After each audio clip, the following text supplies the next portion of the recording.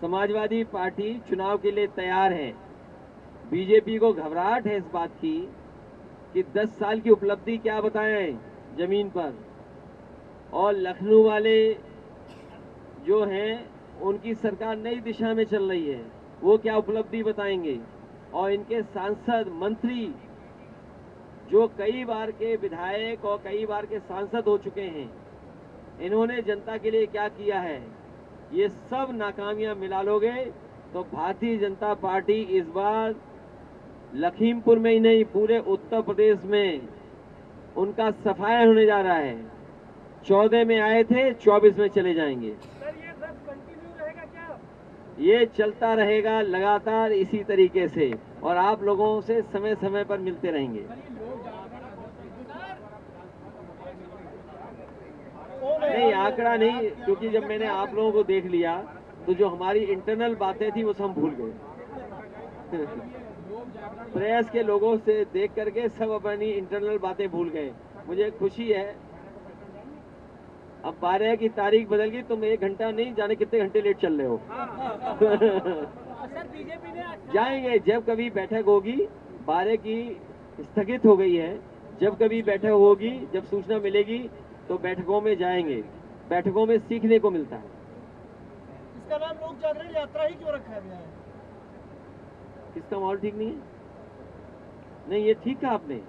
अगर उन्होंने इस तरह का स्टेटमेंट दिया है तो किसी न किसी घटना को देख करके या उस घटना के बारे में जानकारी हासिल करके का हुआ।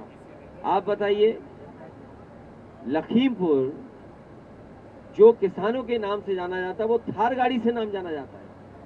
आप गूगल पे टाइप करिए थार, आपको लखीमपुर का नाम आ जाता है।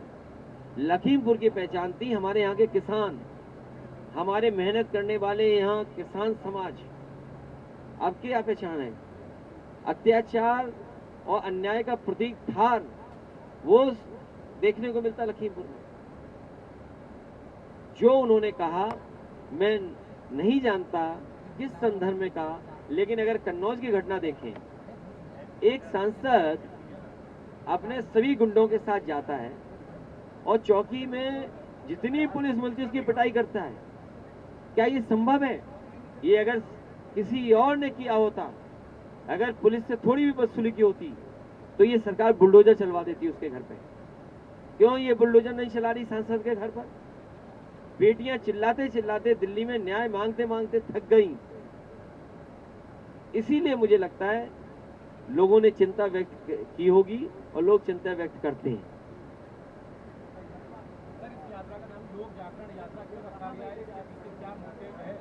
लोक जागरण यात्रा इसलिए कि इससे लोगों को जोड़ा जाए। माताएं, बहनें, पुरुष, नौजवान सबको जोड़ने का काम करेंगे। और जिस तरीके से भारतीय जनता पार्टी संविधान को नहीं मान रही, कानून को नहीं मान रही, धज्जियां उड़ा रही है, किसानों को सपने दिखाए आए दोगुना आए के, लेकिन किसानों को बर्बाद कर दिया। चरम सीमा पर महंगाई पहुंचा दी, चरम सीमा पर बेरोजगारी पहुंचा दी और चरम सीमा पर अन्याय पहुंचा दिया। क्या कोई कल्पना कर सकता है? उत्तर प्रदेश जैसा बड़ा प्रदेश, वहां पे कार्यवाहक डीजीपी, और कार्यवाहक डीजीपी इसलिए जिससे पुलिस से मनमानी काम कराया जा सके, किसी की भी हत्या कराई जा सके, जिससे किसी को भी लूटा जा सके, किसी की भी पिटाई की जा सके, किसी के साथ भी अन्याय कराया जा सके, इसलिए ये सब हो रहा है। ये क्या होता है सब? हम न जाने किस जमाने से हिंदू हैं, हम जन्म से हिंदू हैं। बीजेपी बताए कि नहीं है क्या? देखिए, बीजेपी चाहती है किसान पे बहस ना हो। वो थार पे जवाब ही नहीं है उनके पास। जो कन्नौज में हुआ है उसका जवाब ही नहीं है कि सांसद पीट रहा पुलिस को। जो बीजेपी ने इल्लीगल बिल्डिंगें बनाई हैं, और मैं तो पत्रकार साथी से कहूंगा, ये पत्रकार साथी मुझे बड़ा जिम्मेदार लगता है। अयोध्या, गोरखपुर, लखनऊ, यहाँ पर रजिस्ट्रियां निकलवाओ और देखो सबसे बड़ा भूमाफिया कौन निकलेगा। इन जिलों की जब जानकारी आप हासिल करोगे तो सबसे बड़े भूमाफिया भारतीय जनता पार्टी के लोग निकलेंगे। इसलिए भूमाफियाओं पे बहस ना हो, दूसरों के नहीं, भूमाफिया, लेकिन असली भूमाफिया बीजेपी। बीजेपी मतलब भूमाफिया।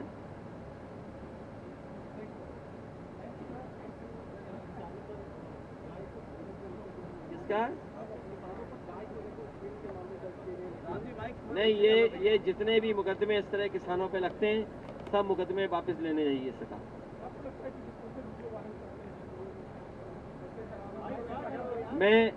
मैं बधाई देना चाहता हूं, हालांकि वो घटना मुझे याद नहीं, आप बेहतर बता सकते हैं कि पुलिस वालों ने कहीं वॉशिंग मशीन मंगाई थी कि फ्रिज मंगाया था? बताइए, चौकी में फ्रिज मंगा रहे हैं, ये है पुलिस की हालत। और सड़क अगर खत्म हो जाए और अगर पत्रकार सवाल पूछ लें तो उन पे एफआईआर दर्ज होने डराती है सरकार। अरे मंत्री लोग जवाब नहीं दे पा रहे, भागते फिर रहे सड़क पर। इसी तरह जनता देख रही है, जब चुनाव आएगा तो वोटों से भारतीय जनता पार्टी को भगा देंगे। नमस्कार, मैं हूं मानक गुप्ता। अगर आपको हमारा ये वीडियो पसंद आया हो तो इसे लाइक और शेयर जरूर करें, और हां, हमें सब्सक्राइब और फॉलो करना ना भूलें ताकि आप देश और दुनिया की कोई खबर मिस ना करें। तो जुड़े रहिए हमारे साथ और देखते रहिए न्यूज़ 24।